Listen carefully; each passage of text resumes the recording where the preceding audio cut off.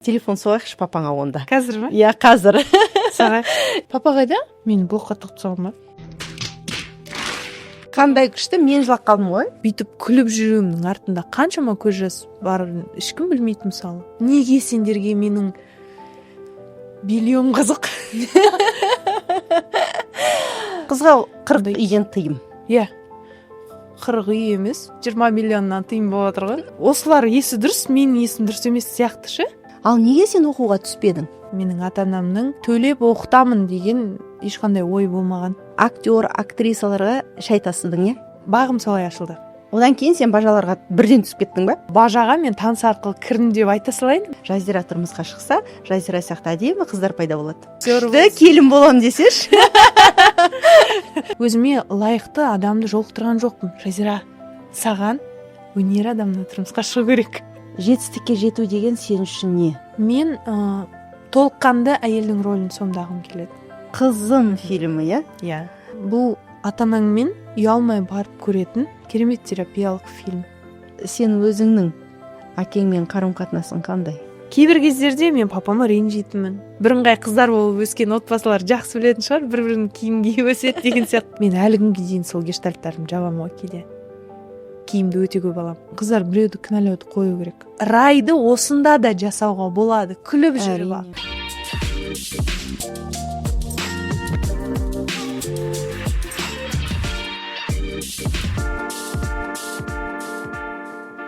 Қайырлы кеш, құрметтілерім. Сіздердің алдарыңызда әңгіме бар подкасты. Бүгін біздің студиямыз соңында керемет жарқырап жайнап кетті. Өйткені бізде ең сұлу актрисалардың бірі Жазира Еркін. Ой, рахмет. Сәлем, Жазира. Қуаныштымын.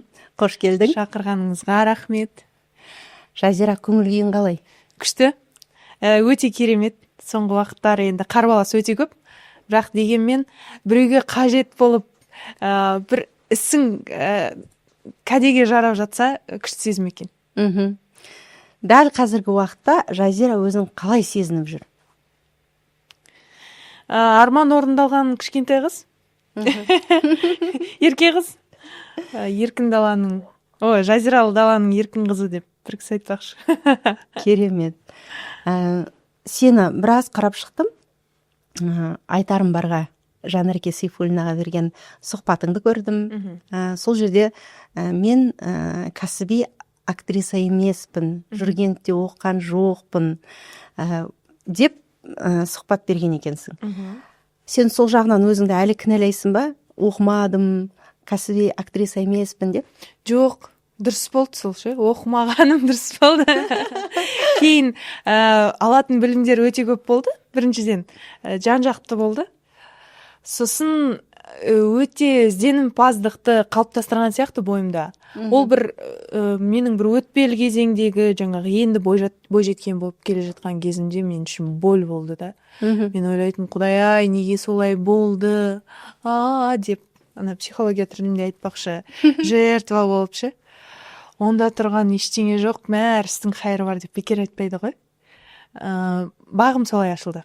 Мен біреуге осылай істе деп айтып ешқандай совет бермеймін, бірақ менікі дара солай болды. Егер біреуге менің жолым пайдалы болса, менің өткен бір қадамдарымды істеп көргісі келсе, мархабат. Бірақ бір нәрсені білем, бақталастық жоқ бұл өмірде. Әркімдікі өзінікімен берілеткен, өз жолымен. Өз ерекшелігі бар, иә? Иә. Яғни сен керісінше жүргенде оқымағанды қазір плюс көресің. Еркінсің. Иә. Ешқандай шаблон жоқ, ұстамайсың. Жоқ, енді тәрбиелік шекара деңгейінде әрине, бірақ жалпы алғанда ойлау өрісімнің еркіндігіне бір жақсы пайдалы болған сияқты деп ойлаймын. Енді болмағаннан кейін айта береміз ғой, бірақ түптің түбінде менің содан өзіме алған плюсім сол. Еркіндік. Дәл қазіргі уақытта сен театрда актрисасың. Иә. Ол да еркін театр, иә? Иә. Ол жеке театр, Асылтас театры. Ол жақта негізі бір спектакльде ойнаймын ғой, мені тауып алшы деген. Оны 2 апта сайын коябыз, айына 2 рет. Оның өзі менің уақытымды онша шегермейді. Біз бір белгілі уақытта репетиция жасаймыз, қалған уақытта мен басқа өнеріммен айналысамын. Өзімнің таңғы эфирім бар, кином бар, блогым бар деген сияқты барлығына маған уақыт негізі жеткілікті. Қаншалықты күш қуат берсе, соншалықты жұмыс. Аллаға шүкір, сондай. Ал неге сен оқуға түспедің?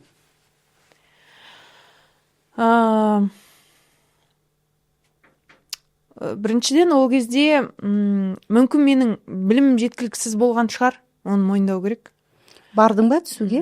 Иә, мен тапсырдым, 2 жыл қатар тапсырдым. Менің балым бірінші жылы жеткілікті болып тұрып өте алмаған болсам, грантқа.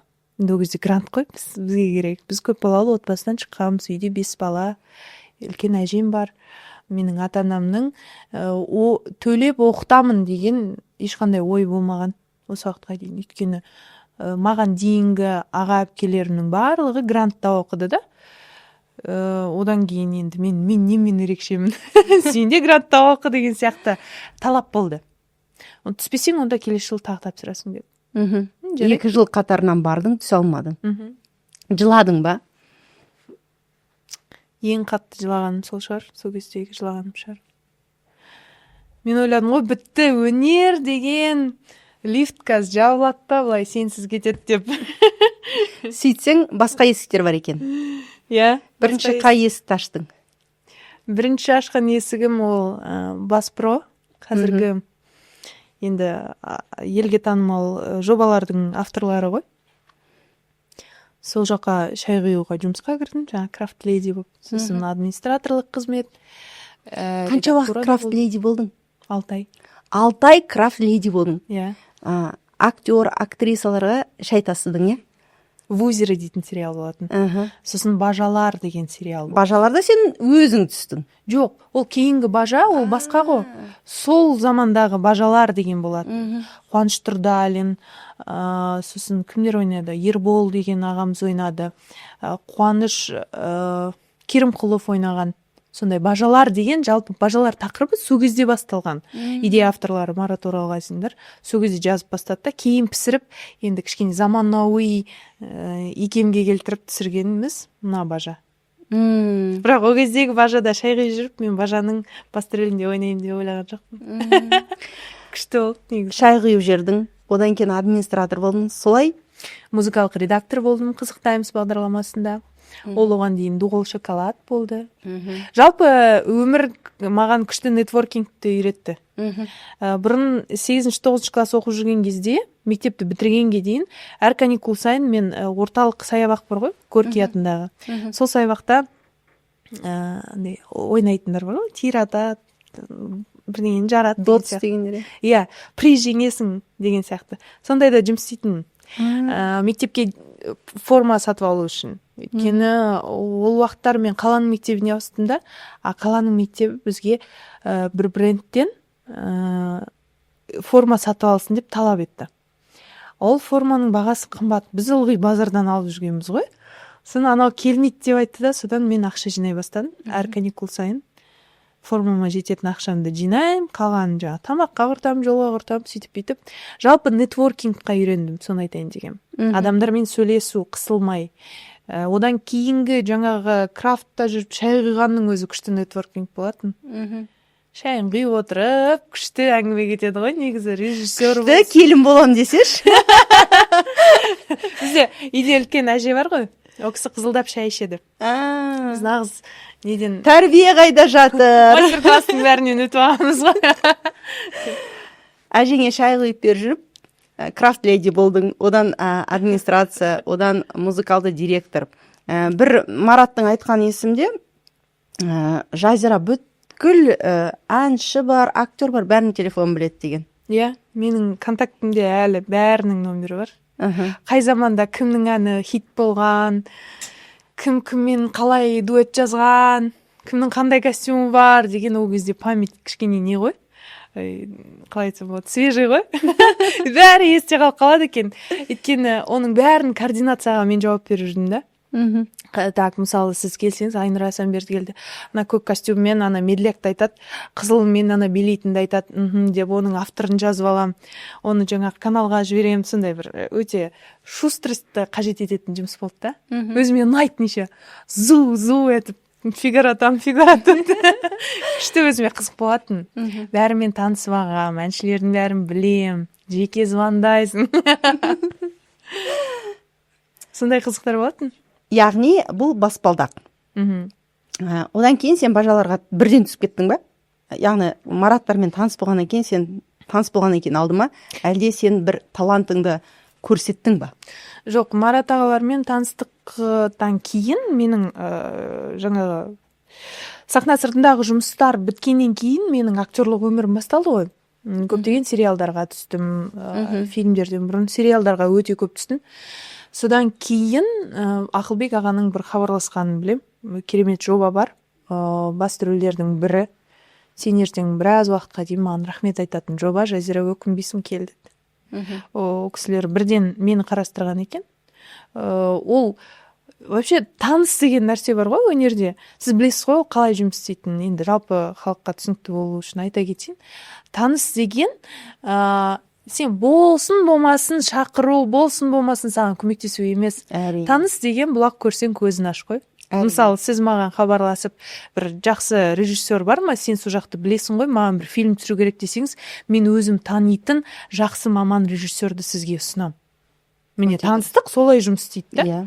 Мен қайбір жылдары қандай да тағдырдың жолымен ол кісілерге жолыққан болсам, ал кейін бажаға мен таныс арқылы кірдім деп айта салайын, бірақ ол менің өзімнің өмірде тапқан адал таныстарым, былайша айтқанда. Еңбек арқылы тапқан. Әрине. Өйткені қаншама жыл, мысалы, 6 ай бойына крафт-леди болу, одан администратор болу, одан кейін музыкалды директор болу, бұл бір 2-3 жыл жүргенсің ғой сен?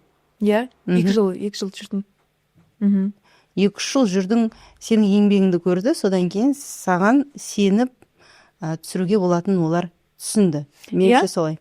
Менен сұрайды ғой, қай университетте оқыдың десе, бас продакшн деген университет білесіңдер ма деп айтты.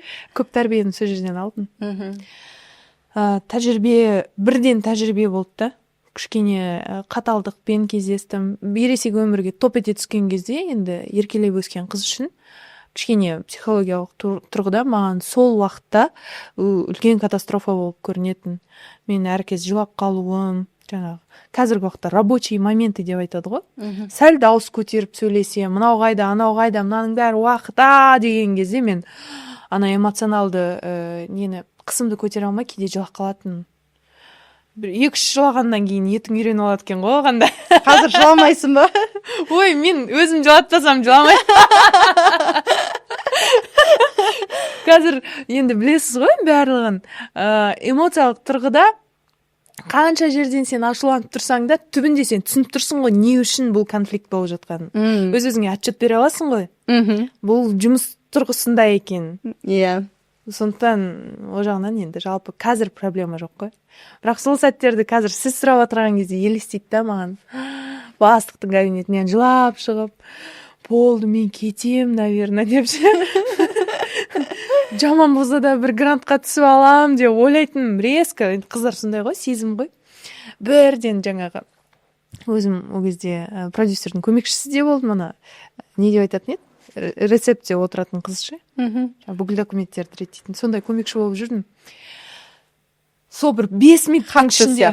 Хатшы қыз болдым ғой. Сон бір 5 минуттың ішінде тағдырымды ойластырып тастаймын ғой. Қазір мен қазір шығам. Сосын ертең документтерімді ана универге тапсырам, барып оқимын. Болсын болмасын сондай біреуді оқып алам, әйтеуір физик болсам да депші. Сосын мынандай жұмыс істеймін, официант боламын, мейлі. Бүйтіп сөз естігенше деп ойлап қоямын да. Сосын бір 5 минуттан кейін Жазира деп қайттан шақырады. Сосын шақырады да, ары қарай тапсырмалар беріп жатса, мен таңғалып қарап тұрмын ғой. Мен сонда жұмыстан шықпаймын ба не деп. Бұлаң бәрін қайда, кім істейді, сен қайқа барасың дейді. Қума бар жұмысым істе. Жарайды деп жұмысыңа қайттан бар. Содан кейін үйреніп кеттің. Одан үйреніп кеттік қой, иә.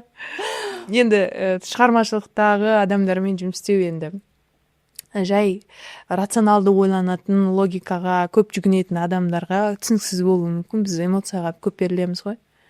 Өзімде кейде кейбір енді көмекшілер болады, площадкада ассистенттер болады, жаңадан келген мамандарға қарап өзімді көргендей боламын ше. Көздер жәутеңдеп не болып жатқанын түсінбей, менің сәл дауыс көтергеніме алаңдап кетеді да, мен айтамын, бәрі дұрыс. Сәл шыдаңдаршы, бір-екі жыл шыдаңдаршы, атасыңдар. Әркім өзінің жолын табады деп ойлаймын. Сол тұрғыда. Соңғы бір жылда Жазира өте қатты өзгерген сияқты. Өйткені бұрынғы сұхбаттарың, соңғы берген сұхбаттар, еркіндік одан сайын сені бір шабыттандыратын сияқты, иә? Дәл қазір өміріңнің қай кезеңіндесің? Өте еркін кезеңдемін. Қаншалықты өмір тұрғысынан қаншалықты еркін болсам, ой өрісімді де бір босата алып жүрмін деп ойлаймын. Өткен күндерге қарағанда. Өйткені бағана енді сахна сыртында бір шаблон туралы әңгіме айттық қой. Сол шаблон кейде менталитетке қатысты шаблондар да болады ғой. Мен енді қазір феминистік бір тақырыпты қозғағым келген емес, бірақ жалпы қыздарға қатысты өте бір шекаралар бар ғой. Олай болмайды, бүйтуге болмайды, бүйтіп айғайлап күлмей, әзілдеспей. Қызға 40 үйден тыйым. Иә. 40 үй емес, 20 миллионнан тыйым болып отыр ғой. 20 миллион қазақтан тыйым болып отыр. Ол саған қалай әсер етеді? Тек қана психологиялық тұрғыда, шын айтам. Мен қалай қабылдаймын, соған байланысты екен. Әрине. Енді сол сөздердің жетегінде отырып, солармен салғыласып, немесе бір жылап жата берсем, маған ешкім запрет жасап отқан жоқ. Просто ең бастысы мен желкелеп ешкім зорлап бірдеңе істеткізіп жатқан жоқ. Көрген кезде бәрінің сәлемі түзу. Маған бір ашық конфликтке шығып жатқан адам жоқ. Меніңше бәрі керемет. Көрермен жақсы көреді. Иә, көрермен Аллаға шүкір көбейді қазіргі уақытта. Мен енді әлеуметтік желіде де өзімді ашығырақ ұстап жүрген сияқтымын, кішкене батылырақ болған сияқтымын. Сондай өзгерістерді байқаймын. Ол әлі де ашылып болмаған сияқты деп ойлаймын меніңше. Өйткені менің армандарыма үңілсек, масштаб өте үлкен да. Мен сол масштабты жиі еске түсірем да. Өзімнің қазіргі күйімді тағы да жаңартқым келеді, тағы да ашқым келеді. Өйткені үлкен масштаб, үлкен күш қуатты, үлкен жігерді талап етеді. Мен әрбір мысалы комментарийға жылап отырсам, қайдағы масштаб, кішкене кеңірек ойла деймін да. Сен енді үлкен жұмыстар, үлкен табыстар, тең үлкен проблемалар да болуы мүмкін. Оған иммунитет мықты болу керек деп ойлаймын. Ал жаңағы бір қысымдарды мен еркелікпен жеңе салам. Күле салам. Бәріне солай выгодный сияқты, удобный сияқты. Әрине. Өмірге күліп қарасаң, өмір саған күліп қарайды. Жылап қарасаң, жылап қарайды. Өте тамаша. Негізінен Жазира қандай адам? Позитивті, әлде өзін құрбан ретінде көретін, әйтпесе жыламайым дедің дәл қазіргі уақытта, бірақ әлде көңіліңе алып қалатын сияқтысың, иә?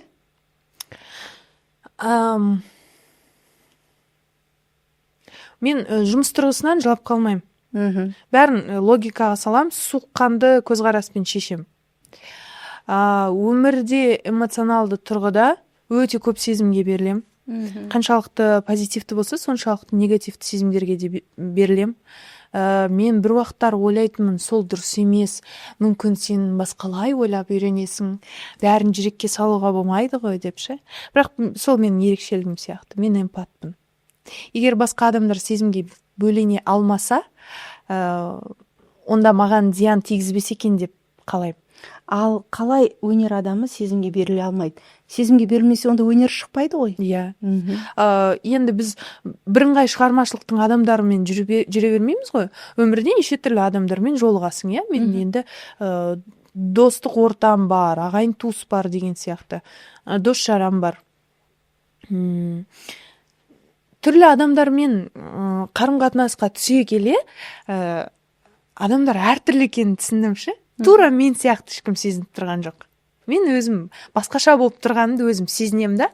Бірақ өзіңді қаншалықты көп солай сезіне берсең, өзіңді бір уақыттары біртүрлі сезіне бастайсың. Как будто осылар есі дұрыс, менің есім дұрыс емес сияқты ше. Сол нәрсе даже кейде қынжылтады мені. Бір мені ешкім түсіне алмай тұрған сияқты болады. Біреу үшін мен инфантильді болып көрінуім мүмкін. Біреу үшін мен фальшивая болып көрінуім мүмкін. Осы қыз вечно күле береді екен, немене мақтай береді, неғып комплимент айта береді деп. А мен ойыма келген сезімді, жүрегіме келген сезімді мен аузымнан шығарып айтпасам, мен білмеймін, мен күйіп кетемін, жанып кетемін. Сол үшін мен көбірек ойыммен бөлісіп, сезімдермен бөлісіп жүргенді қалаймын да. Сол менің ерекшелігім деп ойлаймын. Хорошо, что мен соны білдіре алмасам ше деп ойлаймын да. Қандай қиындықтарға душар болатын едім, мүмкін. Ауру болады көп адам. Көбісі, иә. Және мен кейде сондай адамдарды көрем де, ол бір жұқпалы нәрсе деп ойлаймын. Жалпы енді ол қандай ортада жүресің, сол нәрсең өседі ғой. Қандай энергетикада жүресің. Сондай адамдармен көп жолықпауға тырысамын. Жалпы өзімнің уақытыма деген, күш қуатыма, назарыма деген құндылық пайда болды. Осы жақын арадан бастап. Менің ойыммен ортақтаспайтын адаммен ұзақ отырмаймын мен. Бұрын өте көңілшек болатынмын. Көңіліне қарап, жарайды, бекер жолыққан жоқпыз ғой, мен бұған берерім бар шығар деп шыдап, соны жұтып, өзіме алып, жаңағы бүкіл дертін жұқтырып, өзім қиналып, соның жағдайына алаңдап өткізетін уақыттар болатын да. Ал қазір мен түсінем, коннект жоқ па, болды, Жазира, ары қарай кете берші, сенің басқа шаруаларың көп. Әрине. Иә, сондай тұжырымға келдім. Енді барынша өзімді сақтауға тырысам, мен ойлаймын, ең бастысы бұл өмірде менің күйім. Көңіл күйім. Көңіл күй деген өте маңызды, қалай айтсам, өте маңызды сфера. Бәрін қамтитын, денсаулықты да, әрине. Сенің жұмыс жолың, отбасылық тұрғыда болсын, сен көңіл күйің саған бәрін шешеді. Күй болмаса, дым да болмайды. Әрине. Иә. Енді Жазира, қашан күйеуге шығасың деген сөзден қатты шошимын дедің. Неге? Шошимын болғанда ол өте орынсыз сұрақ деп ойлаймын, және мезет ететін сұрақ. Біріншіден оның маңызы қанша? Қоғамға келіп кетер несі бар? Неге? Жазира тұрмысқа шықса, Жазира сияқты әдемі қыздар пайда болады. Ол рас. Солай болсын. Бірақ сонда да мен ойлаймын, мүмкін менде ішімде бір шешілмей жатқан нәрселер бар шығар. Не шешілмей жатыр? Меніңше отбасылық өмірге өзіме лайықты адамды жолықтырған жоқпын, шынымен де. Ол адам қандай болу керек, Жазира? Ол менің еркіндігімді өте сыйлайтын, өзін құрметтейтін, өзіне сенімді, сүйікті ісі бар, өнерге деген сый құрметі бар, жалпы кез келген шығармашылық нәрсеге толерантты, бір сый құрметпен қарайтын мәдениетті бір тұлғаны көрем өзімнің қасымда. Моралды тұрғыда бір ортақтаса алуымыз керек деп ойлаймын. Егер біз бір ойымызды бір жерде шығара алмасақ, ары қарай маңызы не? Материалдық құндылық болсын, басқасы болсын, танымалдылық болсын, ол екінші кезекте.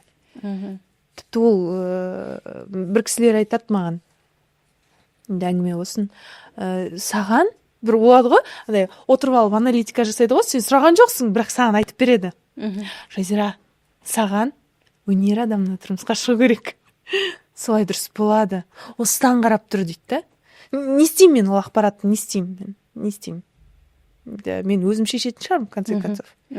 Неге ондай аналитика деймін да, өнер адам. Ондай кезде не дейсің, мысалы саған, Жазира, сен өнер адамына күйеуге шығуың керек, сен қашан күйеуге шығасың дегенде не деп жауап бересің? Сосын көреміз деймін.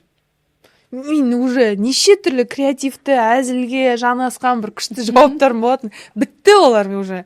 Мен иә деп отыра беремін, жарайды сондай шығар. Білмеймін деп ше, мен уже шаршап кетемін ше ол сұраққа. Мен айтамын, менің өмірім соншалықты саңғырлы, бірақ сендер айналып келіп соны сұрайсыздар. Неге сендерге менің биллион қызық? Шынымен неге бәріне сол сұрақ қызық, Жазира? Мен де ойланам, кейде бір жерде отырасың, қанша ақша табасың деп сұрайды ғой. Иә, қанша ақша табасың және кіммен өмір сүресің, сол ғана маңызды. Түптің түбінде. Бірақ біздің әрбір ісімізбен қоғамды тәрбиелеп жатқанымыз, өзіміздің жеке дара жолымызды сызып келе жатқанымыз, тарих беттеріне бір қандай да бір абзацты алып тұрғанымыз маңызды емес. Енді білмеймін, ол өмірдің заңдылығы шығар, уақытысында ешнәрсе бағаланбайды ғой. Қазіргі күннің өзінде небір жақсы тұлғалар болды арамызда. Енді жақында ғана көптеген тұлғалар өмірден өтті. Марқұм Асанәлі Әшімовтен бастап, одан да көп кісілер, бірақ олардың көз тірісінде, олардың орталарында ондай әңгіме болмады емес болды ғой. Бәрі сол кіммен тұрады, не істейді, неше бала шағасы бар екен, қандай ақшаға өмір сүріп жатыр деп. Ал өлгеннен кейін ғана оның дара жолын, сара жолын бүйтіп дәріптеп көтеріп айтады да. Менікі де сондай шығар. В моменте жаңағындай нәрсеге қызығады да, бірақ кейін былай саралап отырып қараған кезде жақсылығын айтады деп ойлаймын. Солай болсын деп тілеймін. Отбасылық өмір әрдайым адамның жеке өмірі бәріне қызық. Мұны енді жоққа шығара алмаймыз. Кейде бізге де жазады, не өсек айтып отырсыңдар деп. Мен айтам, біз де адамбыз ғой, андасында өсек айтқымыз келеді. Жоқ, сосын сұраныс сондай ғой. Иә. Жоқ, ол әрбір пенде оған қызығады деп ойлаймын. Онда тұрған ештеңе жоқ деп ойлаймын. Пендешілікпенен біз талай дүниелерге қызығамыз. Сонысымен өмір қызық сияқты. Кім-кіммен қосылды, кім-кіммен ажырасты, кім-кіммен жүреді, қанша баласы бар, қанша ақша табады. Өйткені бұл өмір, бұл тіршілік. Тіршілікте бұл әңгіме қалмайтын сияқты. Енді сіздер қазір өте ақылдысыңдар, жас қыздар. Әдемісіңдер, өздеріңе не керек екенін білесіңдер. Сендердің кезінде біз білмейтінбіз не керек екенін. Салыстырмалы тұрғыда айтып жатсыз ба? Қазір көптеген қыздар жазады екен, жігітім мындай болу керек, күйеуім мындай болу керек деген сияқты. Иә? Сен жазғансың ба? Әрине. Ана жақпен бөлісесің. Ал бәрін айтамын. Бүкіл запростарды. Енді соңғы жылдары негізі 20-шы жылдан бері қарай бір күшті квантовый скачок болды ғой. Бәріміз психологиялық, рухани тұрғыда күшті дамып келе жатырмыз. Соған орай білімпаз адамдар өзінің білімдерімен бөлісіп келді да. Мен де соларға ілесіп бір білген түйгенім бар. Солардың айтқанын істеп, мен де армандар дәптерін жаздым, мен де қалауларымды, өкпелерімді кешірдім, адамдарды кешірдім деген сияқты. Сол кезде өз-өзіммен кездескендей болдым, өзімнің қалауларыммен. Жазып отырған кезде түсіндім да. Мен сондаймын ба деген сияқты бір болады ғой, бір қатты бір жаңа эмоцияларды бастан кешесің ғой. Вроде басқа нәрсені ойлап тұрасың, бірақ жазып жатқан кезде өй деп оның тоқтата алмайшы. Мен айтайын деп отырғаным, кейде ойлаймыз ғой, маған осындай бір адам жолықса екен, ондай-сондай болса екен деп. Бірақ шындығына келіп елестеткен кезде сен ойлайсың ғой, мен ондай адаммен тұра алмаймын. Не істейміз, сонда не туралы сөйлесеміз деген сияқты. Енді анау фильмдермен, жалпы телевидение, әлеуметтік желімен транслировать ететін нәрсе бар ғой. Накачанный мужчина, модель женщина. Ең идеалды жар сондай деп ойлайды ғой енді. Ол жылдар бойы қоғамға миына бүйтіп шегеленіп келген нәрсе да. Бірақ түптің түбінде ол качок жігіт әрқайсысына керек емес қой. Әркімнің құндылығы әртүрлі. Сол құндылықтарды жаза келе, сен өзіңе кім керек екенін түсінеді екенсің. Мен өзімнің қазіргі араласатын ортамды солай тілеп алдым. Ол отырып алып тек қана жігітті армандау деген әңгіме жоқ қой, дәптерге жігіттің качествосын жазып. жалпы орта тілеу керек, дұрыс ше. Есі дұрыс, сенің бағыт бағдарыңды қолдайтын біріншіден, сен солармен ілесіп жүре алатын, сенімен ортақтасатын. Бір толқындағы. Иә, сол кезде шынымен өте дұрыс айттыңыз, бір толқынға айналады ше. Кішкентай бір капелькалар жиналып, үлкен толқынға айналады, ол толқын үлкен өзгерістерге алып келеді. Біз мысалы қазіргі уақытта керемет құрбым бар, Фариза Ескермес, Ұлболсын Шалқарова, Балжан Бидаш әнші. Біз бір-бірімізбен ортақтасқанымыздың арқасында біз түсінеміз, бір қандай да бір деңгейдегі қыздарға үлгі болып келе жатқанымыз сезінеміз. Бір уақыттар сезінбеген шығармыз, жеке дара болып жүрген уақытта. Ал дәл қазір бізге өте көп хаттар келеді. Біз сіздер сияқты достықты қалаймыз. Біз сіздер сияқты әзілдескенді, сонда еркін ойлағанды, шығармашылықпен айналысқанды армандаймыз дейді. Мен ойлаймын, біз сонда кәдімгідей біреудің арманының қалыптасуына себепкер болып жатырмыз ба деймін да. Мен сол кезде өзімді қоғамда өте маңызды рөл атқарып жүргенімді сезінемін. Сондықтан да мен өзімді тәрбиелеумен айналысамын. Ал мен өзімді тәрбиелеп жатқан кезде менің ортам ортақтасады маған. Ал егер ортақтаспаса, оның не қажеті бар? Зачем весь этот движ? Қолдамаса, иә. Иә, сондықтан да жаңағы жазу, армандау деген нәрсе бәріне қатысты нәрсе екен. Жұмыс орнынан бастап, орта, достар, тіпті туған туыстың қолдауына дейін сұрап алуға болатын сияқты. Жалпы бізде енді Қазақстанда қыздарға өте көп сұрақ бар, иә? Қашан тұрмысқа шығасың, қашан бала туасың, бала тусаң, қашан үй аласың. Бітпейтін сұрақтар. Негізінен енді бұл шаблон дейміз ғой, бір жағынан. Бәрі бірдей өмір сүрмейді. Біреу өзіне карьера жасайды, біреу өзіне отбасын құрады. Ешқайсысы жаман емес, ешқайсыда бір-бірінен қалмайды. Сен қалай ойлайсың? Қай шаблон саған жақсырақ келеді? Карьеристка дей берсін. Бәрін бірге қатар алып жүрем деп ойламайсың ба? Қазіргі уақытымда жоқ. Мен қазіргі уақытта соған өте ашпын.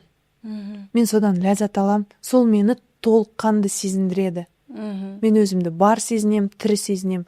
Иә, мен таңғы 6-да тұрып, 7-ге дейін таңғы асымды шығып кетем да үйден. Кешкі 10-11-де келем. Күні бойға менің әрбір уақытым жазылғанда, мына уақытта мен тез түскі ас ішіп, ары қарай кездесуге баруым керек, сосын түсірілім, тағысын тағы. Сол нәрсе мені жандандырады да. Мен келемді тезірек ұйықтауға асығам, өйткені ертеңгі күнге аман есен жету керек та. Ұйқым қанып тұруым керек деген сияқты. Әрбір күнім өте бағалы. Қазіргі уақытқа, қазіргі менің жасыма сол өте тиімді болып тұр. Қазіргі жасыңа? Қазіргі жасыма, иә. Бірақ ол менің отбасы қаламайым деген сөз емес. Мен қалаймын, бірақ жоспарымен. Менің өзімнің жетер жерлерім бар. Мен енді полный газды басып келетқан жолда, мен жарты жолдан тоқтап, жар іздеп кететін, ол чуть-чуть не работает так, мне кажется. Кішкене бір жетістікке жетіп, барып, содан кейін бір жеке өмірге көңіл бөлуге өзі бір күш қуат сондай болып келетін шығар деп ойлаймын. Жетістікке жету деген сен үшін не? Жетістікке жету ол өзімнің ойымда жүрген қалаған рөлімді ойнау. Өзім ұнататын режиссурада, өзім қалайтын сценарий желісінде. Ол қандай роль? Мен толыққанды әйелдің рөлін сомдағым келеді. Қазіргі замандағы бар мұң қайғысымен де, қуанышымен де әйелдің, жарайды, әйел демек қой, енді қыз баланың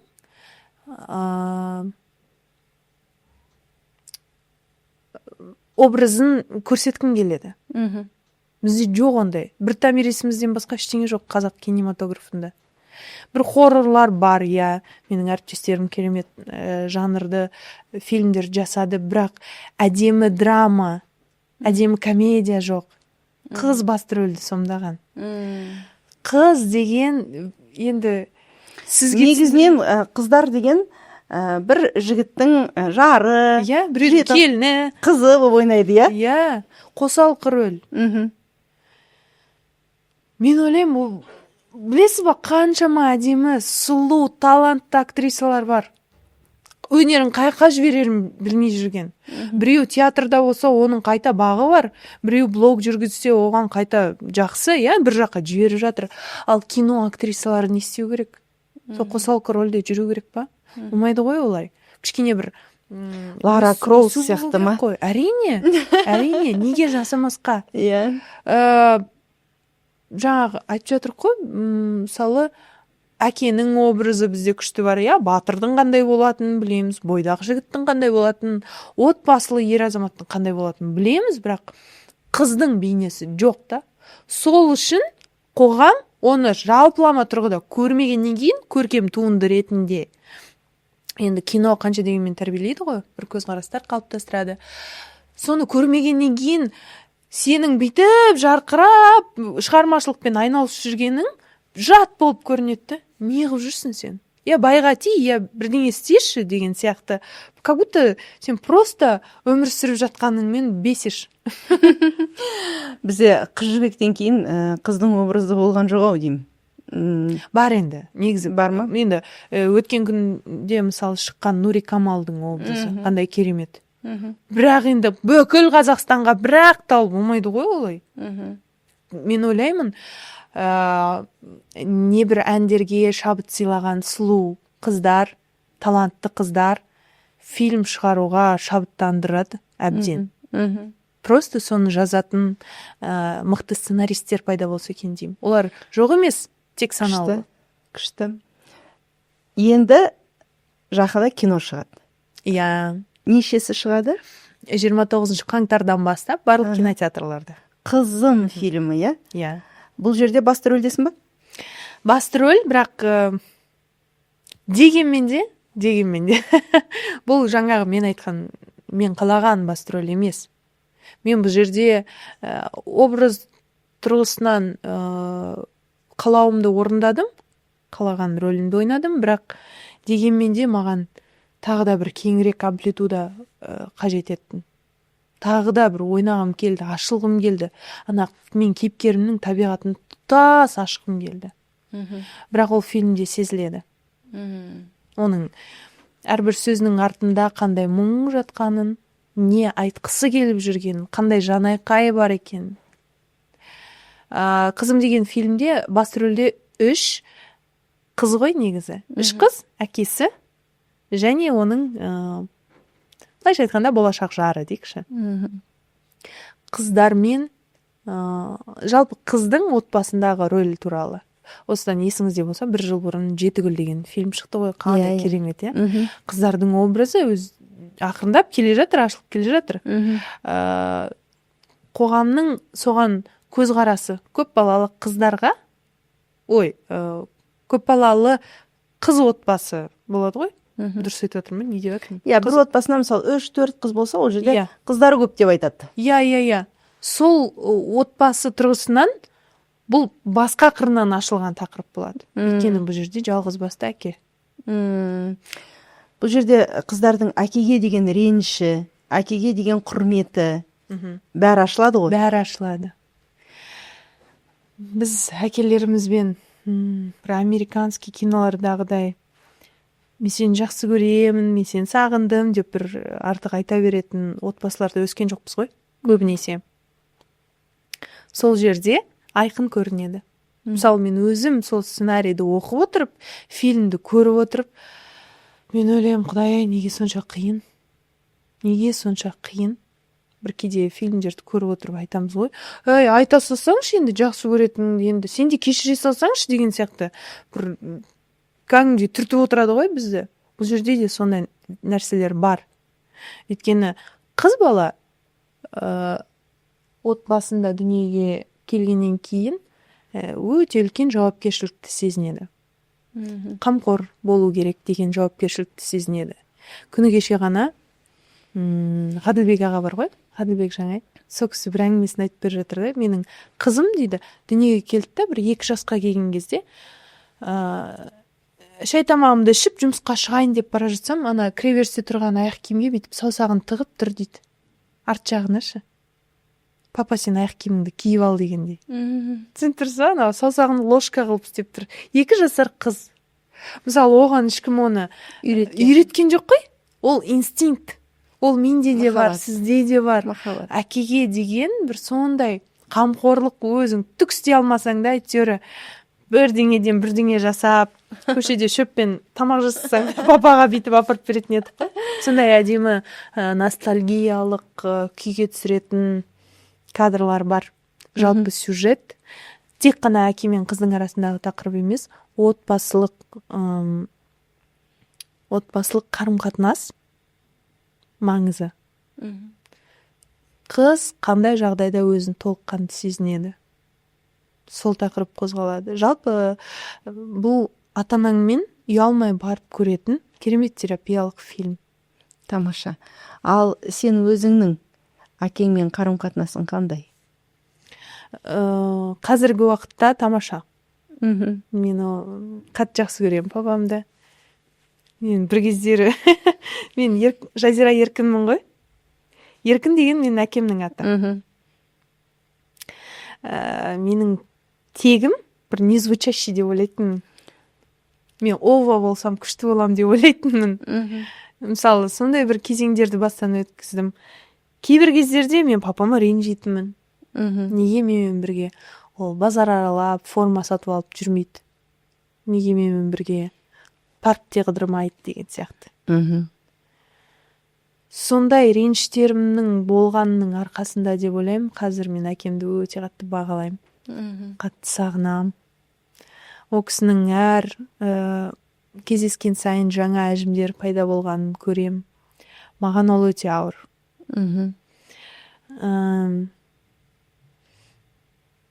Ойың бәрін еркін айтасың ба? Иә. Жалпы үйде өте еркін айтам ойымды. Қай жағынан болмасын. Әкем де маған айтады, жаңағы жар таңдауға қатысты шы.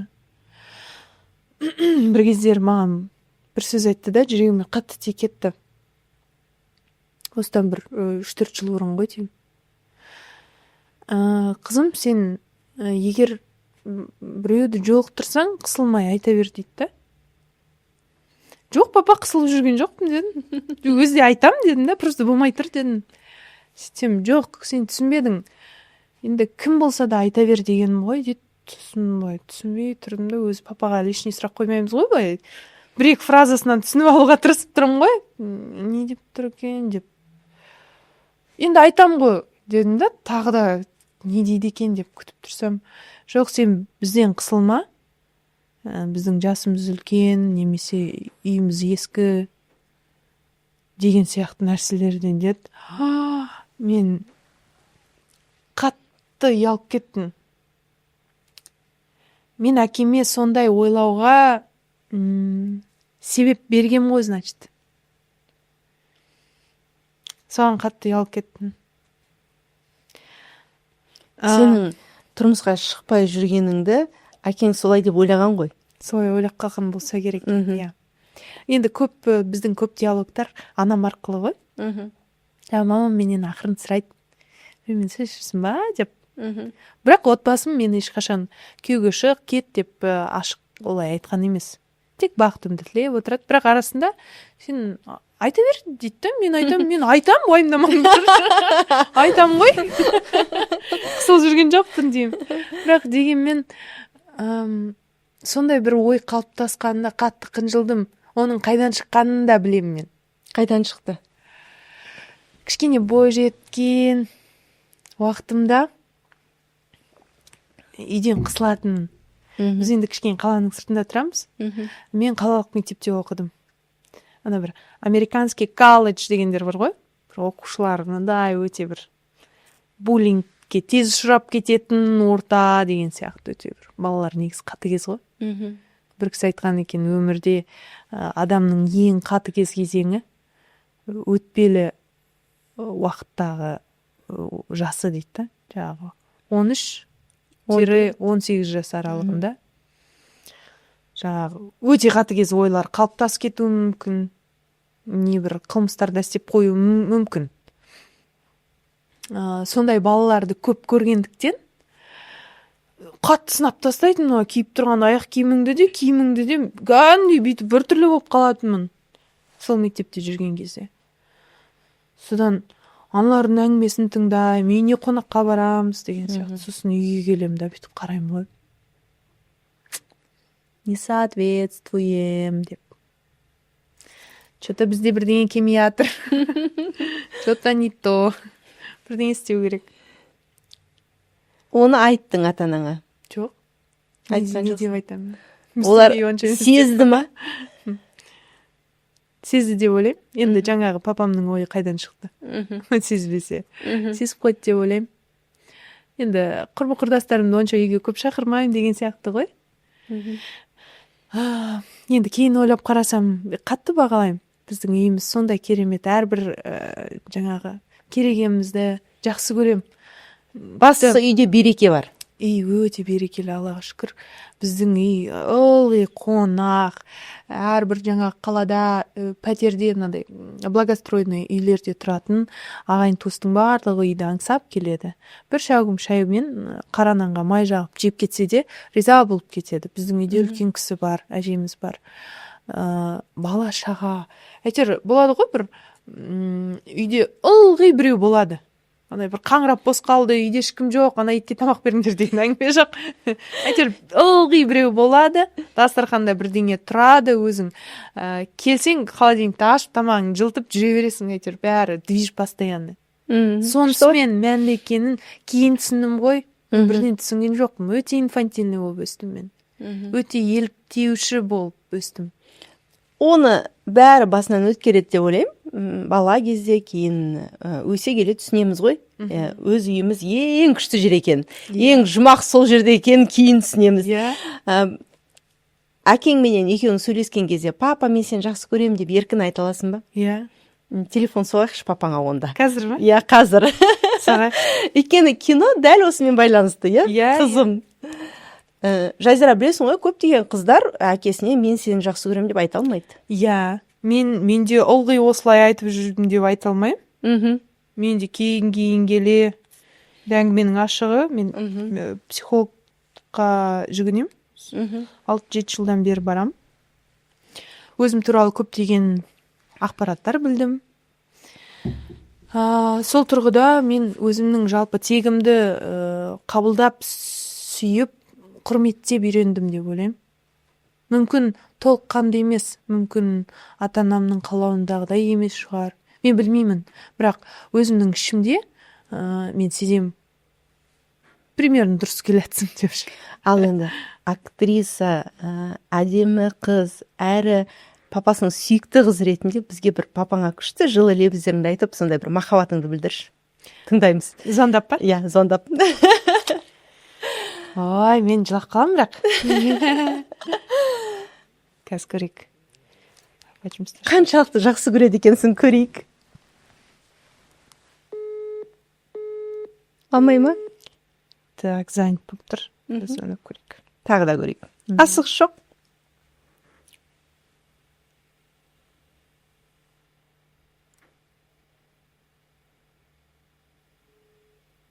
Мені блокқа тоқтыса ма?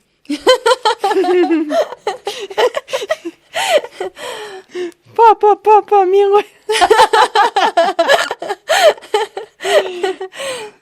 Секретаршасына звондайық. Бір күні менің қызым ойын ойнаған ғой. Сол жерде ойында анамызға хабарласамыз, жақсы көреміз деп айтамыз деп, Америкадан хабарласқан, мен ұйықта қаппын. Сол кім бірінші хабарласып, оның мамасы бірінші жауап береді, сол жеңет деген ғой. Мама, сен өмір телефонда тұратын неге алмайсың деп маған ренжіп жүр ғой. Неге алмадыңыз? Ұйықта қалғам ғой. Уақыт бөлек қой, Америка мен Қазақстанның. Мен ұйықтап жатырмын, ол хабарласқан жазған. Мен айтам, менің қызым бізде түннің бір уақы ғой. Бір іздегенде де. Сол сияқты болған ғой папаңда. Алло. Мам. Ау. Қалайсың? Жақсы. Не істеп жатсың? Күкілерді кінегеміз. Папа қайда? Мында.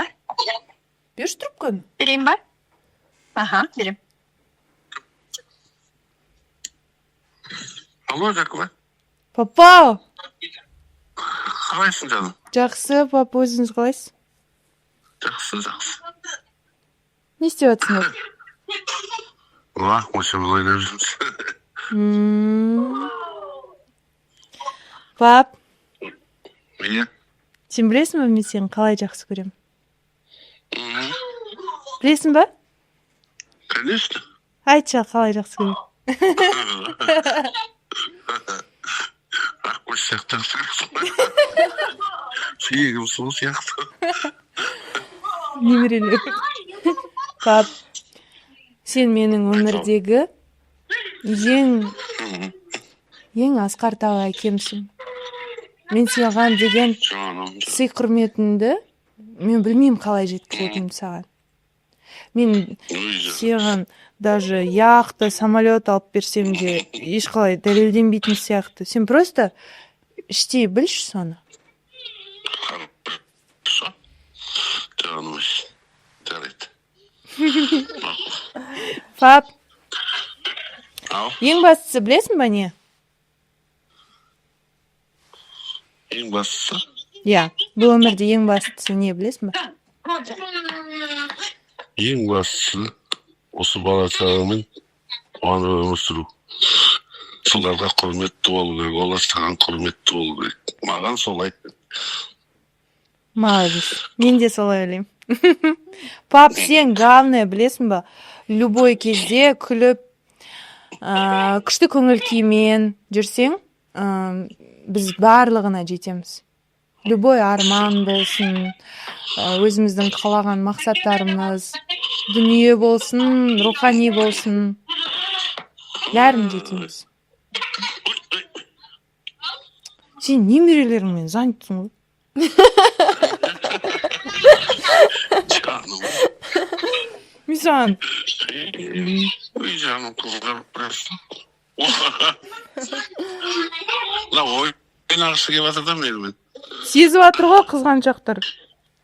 Мен папамды емден. Жарайды, папа. Астарың дәмді болсын, көкеге сәлем айтыңдар. Папа, Жарайды. пока. Пока. Сондай Қандай күшті, мен жылап қалдым ғой. Сондай біздің папа. Папа біздің тоже көңілшек өстіп. Көп көңілімді білдіріп кетсем жылап қалады. Не болды, неге өйтіп ойланып жүрсің деп ше, ол ата-ана сондай ғой, қатты неге беріліп кетеді, ойбай мынаған бірдеңе болып қалды. Проблема болып жүр походу деп ше. Менің бір 20 жасым бекен, 21 жасымда ма енді болады ғой, андай квартираның ақшасын төлей алмай, шамалы. Бір береке мен қуанышты даладан іздеп жүретін бір периодтар болды менде ше. Сол кездері бір қатты қысылып кетіп, мә, енді не істеймін деп тұрған кезде ойлайсың ғой, так, менің мамам папам бар еді ғой. Ақымақ, звондаймын ғой сол кезде. Мам, пап, оу жаным деген бітті ғой. Не болып қалды, айтшы, не болды? Не болды? Ақша болмай қалды ма? Не болды? Қарның ашып қалды ма? Қазір автобусқа отыр да үйге қарай кел. Ең қымбат сөздер мен үшін сол деп ойлаймын. Менің әйтеуір барар жерім бар. Әкем маған ылғи айтады. Сен біл, осы шаңырақ саған әрқашан ашық. Сен әрқашан келе аласың, ешқашан қысылма. Мен енді кейде әңгіменің арасында айтып қаламын ғой, өнер жол қиын. Аналар бүйдеп айтты, жаңағы көрермендер сүйдеп айтты, біреу былай сынап жатыр деген сияқты. Сол кезде мұңымды айтқан кезде папа үндемей сезініп отырады. Сол кезде айтып қояды. Қызым, сен бірдеңе болса үйге кел, я? Бір шәугім шай ішіп отырамыз, бәрі дұрыс болады деп.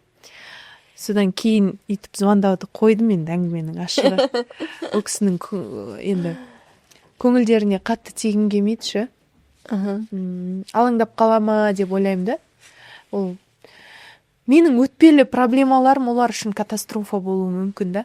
Әрине. Сол үшін мен үндемей жаңағындай звондап қоямын, мам, бүгін кешке не тамақ десем, сен келесің бе деп түсініп қояды. деп, жарайды онда қазір етін көп қылып бірдеңе пісіре саламын дейді да. Өйткені мен анда мучной не жемеймін ғой. Сені ыңғайлайды. Сен үйге келем да, телевизор қарап жатам, балалармен ойнаймын, сен мама бүйтіп қарайлап жүреді. Папа жүреді. Не үшін келді? Бірдеңе деді ма дейді. Мен бір жаңалық айтуға келген сияқты. Бірдеңе оқапты ма дейді. Сыбырласып жүреді, мен айтамын, мен естіп отқан шығармын. Өзімнен сұраңыздар Мен деп. просто келдім. Енді кел деп айттыңдар ғой. Мен жай демалуға келдім десем, сен өйтіп уайымдатпасайшы, сөйтіп айтсайшы ашық дейді да. Мен айтамын енді.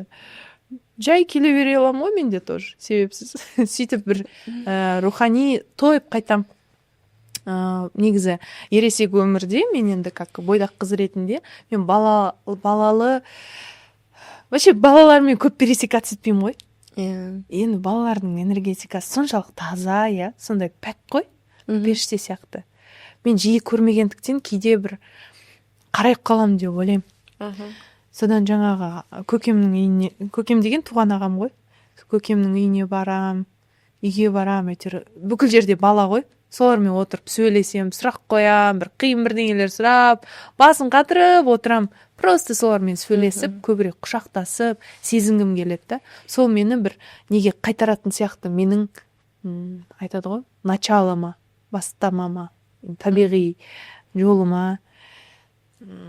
Солай балалармен жиірек жолығып тұрға тұрсам, сол нәрсе мені тойғызады үйге барып келген кезде. Тамаша. Ата-анаңмен қарым-қатынасың сондай жылы екен.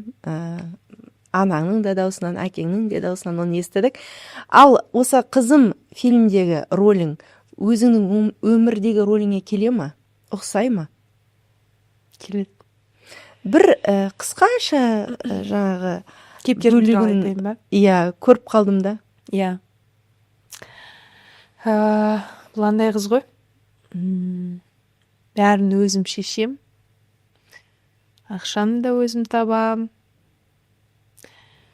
Оңай жолмен байып кетем. Қазір бүйте қалам, сөйте қалам, содан керемет болып кетеді деген бір алдамшы ойларға беріліп жүрген қыз ғой. Бірақ түпкі проблемасы ол бала кезде ата-анасының қалай қиналғанын көрген қыз. Ылғи барлығы болған отбасы емес. Кейде кәмпит жоқ, кейде жаңа киім жоқ деген сияқты. Оның үстіне бірыңғай қыздар болып өскен отбасылар жақсы білетін шығар, бір-бірінің киім киіп өседі деген сияқты.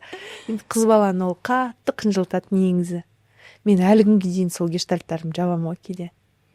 Киімді өте көп алам. Сондай бір больдары бар да.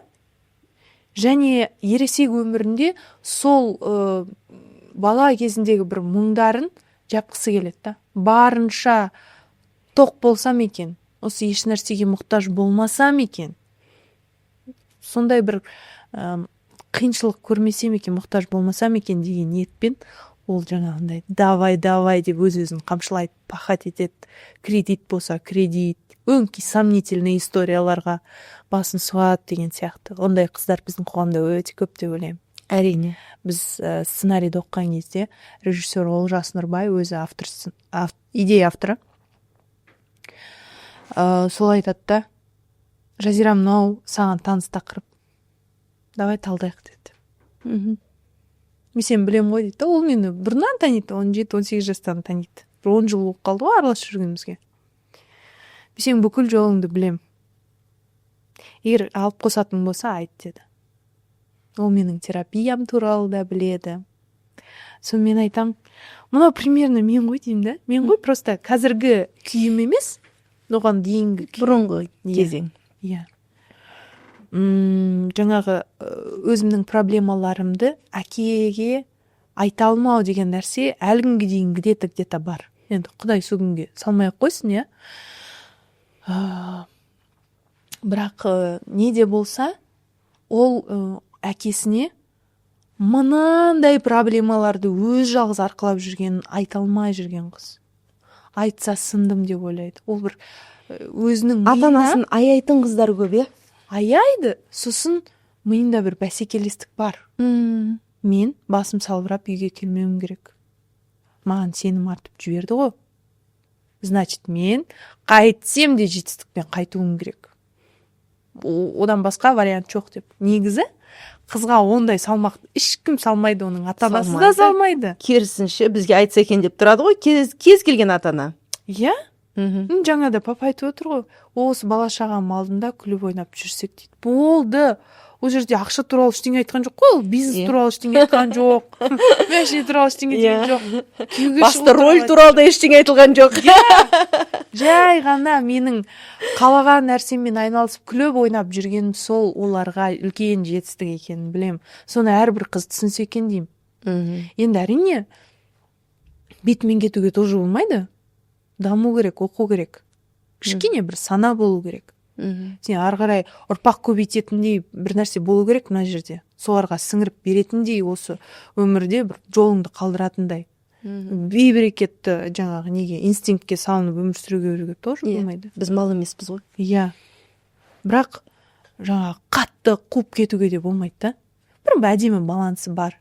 Мен айтпаймын бір формула бар өмір сүрудің деп ше, қыздарға қатысты. Бірақ әркім өзінің несін, настройкасын дұрыстап алу керек та. Ең бастысы ата-анаға ауыртпашылықты бөлсе білу керек, көмек сұрай білу керек, сенің кіші екеніңді мойындап жүре білу керек. Ол қанша мүмкін табысы азырақ шығар әкеңнің, сен қазіргі күйіңнен қарағанда, бірақ ол әке, у него есть авторитет, ол сенің өмірге келгеніңе тікелей инициатор. Ол кісі болмаса сен жоқ. Сондықтан жаңағы мынандайға кетіп қалуға болмайды да қыздарға. Мен білем, қазір мен саған үйретемін қалай өмір сүруді. Былай сөйлеңдер, былай жүрмеңдер, ағайын туыспен былай отношения құру керек. Мам, пап, сендердікі дұрыс емес дегенді болмайды. Иерархияны сақтау керек дейсің. Иә. Соның әдемі үлгісі фильмде болады. Мен соны көрсетем. Яғни өзіңді ойнап шықтың, иә? Иә. Күшті. Жазира, бұл киноға кімдер бару керек?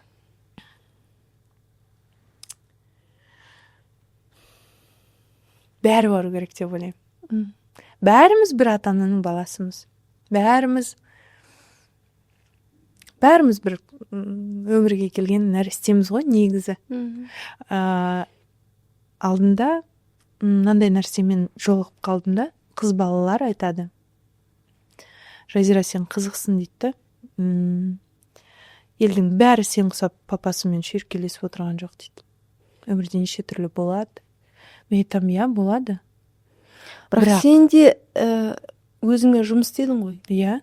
Мен де бұлай шалқып келе салған жоқпын ғой. Бұндай күйге. Бүйтіп күліп жүруімнің артында қаншама көз жас барын ешкім білмейді мысалы. Бірен-саран адам білуі мүмкін. Біреуі даттайды, біреуі мені қолдайды. Оған да енді ешқандай сын жоқ. Бірақ жалпы алғанда әкесіз өскен қыздар бар. Сол мәселені айтқым келеді да. Қыздар біреуді кінәлауды қою керек. Анаңды кінәлап, әкеңді кінәлап. Болды, сен өстің ба, кәмелет жасқа толдың ба, әрі қарайғы өмірің тікелей сенің жауапкершілігіңде. Мені солай тәрбиелеген, мен бала кезімде мынандай травма алғам, сондықтан мен осындай жертвамын деп өмір бойы қасірет шегудің қажеті жоқ. Қыз деген осы өмірді гүлдендіруге келген деп ойлаймын. Ана жұмақ туралы көп айтады ғой мысалы. Мен діншілдерге қатысты айтпаймын, жалпы рай деп айтады ғой. Райды осында да жасауға болады, күліп жүріп ақ. Өзіңнің айналаңды нұрландырып, көркем мінез болып, барлығы өзің жауапкершілігінде де. Тіпті жар таңдау өзіңнің шешімін ғой. Ешкім саған бүйтіп қосағыңмен бүйтіп несек бетпейді ғой. Так сенің талоның, мына жігітті аласың, болды, сенде выбор жоқ деген. Ешкім олай істемейді ғой. Баяғы заманда емеспіз ғой. Әркім өзі таңдайды. Бірақ түптің түбінде бір қасірет шексе, біреуді кінәлап отырады. Өйткені менің әкем мынандай болған, шешем тастап кеткен, тағысын тағы деген сияқты проблемалар көп отбасылық. Сенің өмірің, сенің жауапкершілігің, болды, вопрос завершен. Сол егер қасіретті мойныңа алып жүргің келсе, ренжіп жүргің келсе, тоже, пожалуйста. Конечно, сенің өмірің, саған тегін келген өмір, қалай пайдаланамын десең, өзің біл. Просто қасыңдағыларға не мешай деп айтқым келеді. Күліп жүрген адам күліп жүре береді. Сен мұңды таңдасаң, ол сенің таңдауың. Мен қыздардың шынайы күліп бақытты бола білу жауапкершілігін өзіне алса екен деп тілеймін. Өйткені ол мүмкін. Біз әрине ер адамның өмірде болғаны жақсы, бізді қосағымызбен жаратты. Бірақ пока жоқ па? Развивайся тоже. Иә, әрине. Сондай түсінік қой. Және де мен ол қыздарды бір сынап жаңағы неткенмен, осуждать еткенім емес. Мен просто хочу напомнить, что сондай мүмкіндік бар екенін. Жаңағы мұңның түбіне қатты бүйтіп шомылып кетудің де қажеті жоқ. Бұл фильм керемет терапия. Бұл еске салатын терапия. Ролевая модель. Әкенің ролевая моделі, анаға деген құрметтің, әкеге деген құрметтің ролевой моделі бар. Соны қарап отырып, жақында біз кішігірім адамдарды жинап көрсеттік та фильмді, шынайы пікір білу үшін. Сол кезде жарты зал енді қыз болып отыр ғой, қыздар. Соның көбісі айтады, Жазира ханым, білесіз ба, мен негізі әкеммен сөйлеспеймін, отношениямыз нашар деп. Еңкілдеп жылап маған айтып тұрды. Мен айтам, жаным, маған не айтып жатсың? Папаңа звондасайшы деймін ба? Звондасайшы. Жүрегіңе ой салатын нәрсе көрдің ба? Ән тыңдадың ба? Фильм көрдің ба? Маңызды емес. Ой салды ма? Ой шешіммен бекітілу керек. Ол ой түбіне, несіне, финишіне жету керек. А ол ой салынды, бірақ сен соны жылап қайтып келсең, значит, сенің көрген уақытың да садаға бесполезный болады да. Мен ойлаймын, әрбір түйген ой бір шешімге алып келу керек. Егер әкеңізбен қарым-қатынас дұрыс емес болса, қарым-қатынас деген жай ғана сөйлесу емес. Сол кісіге деген көзқарас, иә. Ол өмірде болмаса да, тіпті өмірде болып сөйлеспесең де, сый құрметті сезіну, ол сені бақытты етеді. Әкенің одан ештеңесі келіп кетпейді негізі. Мен ойлаймын, көбінесе бала ата-анаға мұқтаж. Дегенмен де обратный связь болу керек. Сый құрмет сезінсең, мүмкін о жақтан да обратный связь болады. Тамаша. Дәл қазіргі күнгі Жазира 5 жыл бұрынғы Жазираға не айтар еді? 5 жыл бұрынғы Жазира болсын, 10 жыл бұрынғы Жазира болсын, қорықпашы деп айтатын едім. Ештеңеден қорықпа деп. Мен қорқақ батыл адаммын. Мен оны түсіндіре алмаймын енді, қазір айтып көруге тырысам. Қорқып тұрам да, бірақ қорқып тұрғанымнан оны одан ары істеймін, короче, түсінесіз ба? Өте рискованный адаммын. Бірақ айтады ғой, кто не рискует, тот Қорыққан жаққа жүгіресің ғой. Иә. Мен ойлаймын да, так, максимальный риск қандай? Бұл Депші? психологиядағы сондай техника, иә? Я неден қорқасың, соны жасап көру керек. Иә. Бой деппін ғой. Иди туда, где страшно. Есіме түсті. Сондай кітап бар ғой. Шынымен де сондай. Қорыққан жағыңа ұмтылған кезде мен ойлаймын да, так, енді максимум не жоғалтамыз. Өліп кетпеймін ғой, иә? Мама, папа бар, бәрі нормально ғой. Бізді ешкім өлтіріп кетпейді ғой. Болдың да, давай попробуем. Все, андай риск та.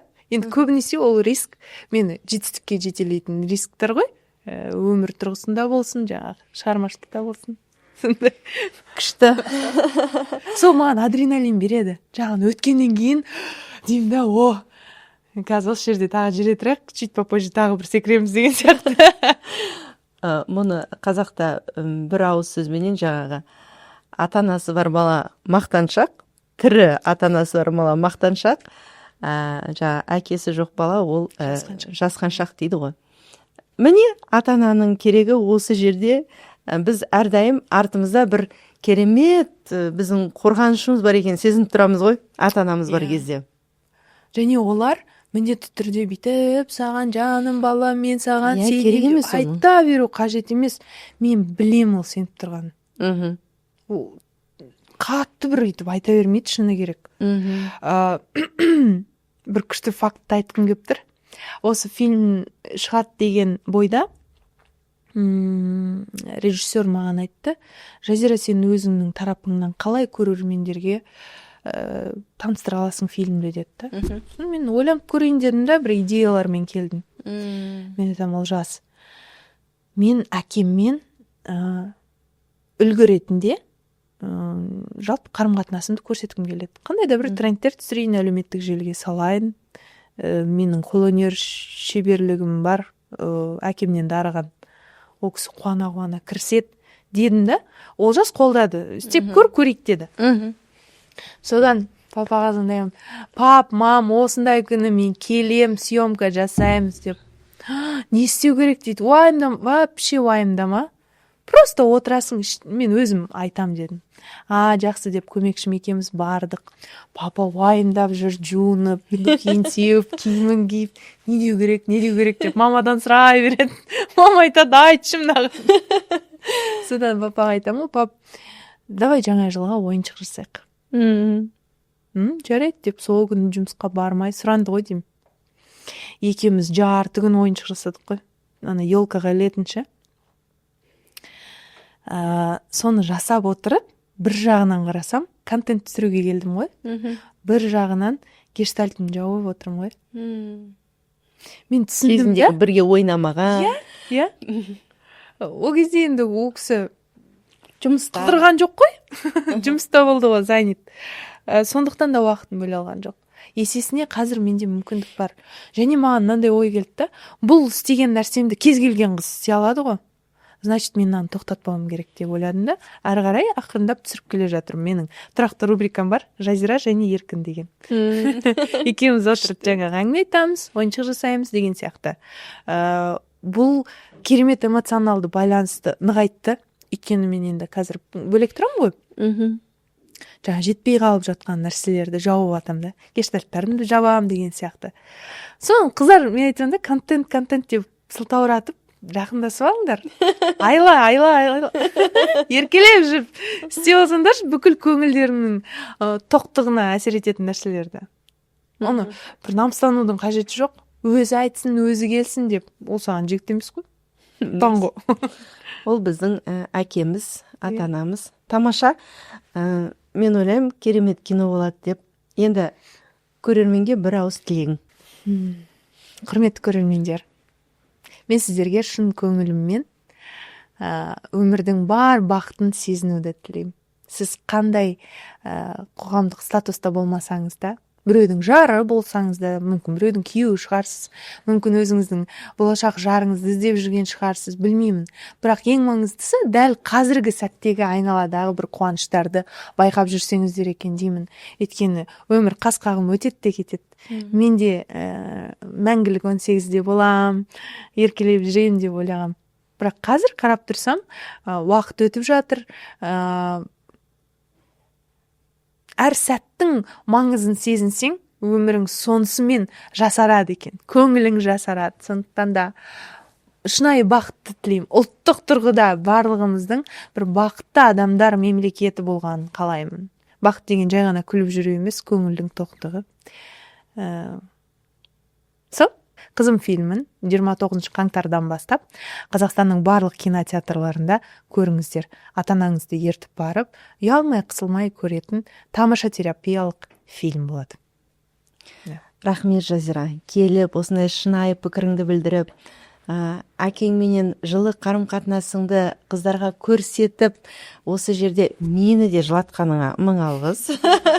Рахмет. Айтады ғой, сіз әлі көзіңізден жас шықса, жүрегіңіз әлі тірі екен деп. Иә, әрине. Сезімге бөленетін адамдар көп емес, сондықтан сізге рахмет. Сезіміміз өшпесін, сезімімізді әрқашан білдіріп жүрейік, эмоциямызды шығара білейік. Әрине, ол эмоция дегенде агрессиялық емес, сондай мейірімді, махаббатпен шығатын эмоциямыз еш уақытта таусылмасын. Я, алайым солай болсын. Сіздің подкастыңызға даму тілеймін. Әмин. Осылай қонақ етіп, жаста болсақ төрге шығарып, сұхбат алғаныңызға үлкен рахмет. Көп рахмет саған. Құрметтілерім, сіздерге де көп рахмет. Бізбен бірге болғандарыңыз үшін сіздердің пікірлеріңізді күтеміз. Қызым фильміне барыңыздар және әкелеріңізге дәл бүгін хабарласып, папа, мен сізді жақсы көрем деп айтып қойыңыздар. Өйткені ата-анамыз тірі кезде біз оларды бағалай білсек, өміріміз одан сайын гүлденеді. Жақсы, амандықта жолығайық. Рахмет бәріңізге. Әкеңізге хабарлассаңыз, астына комментарий жазып кетіңіздер. Мен тексеремін. Және сыйлық береміз. Иә, менен бір сыйлық болсын. Всё, Көрермендердің арасынан, иә? Иә, әрине, Көрермендеріңіздің біріне рандомно таңдап, немесе бір ерекше оқиғаны жазып жіберетін шығарсыздар, пікірлерді қарап отырып, 3 күннің ішінде иә, сыйлық берейік. Киноға билет береміз. О, керемет. Пікір жазыңыздар. Әкелеріңізге хабарласыңыздар. Әкеңіз не деді? Жаза кетіңіз. Бәріңізді күтеміз. Рахмет.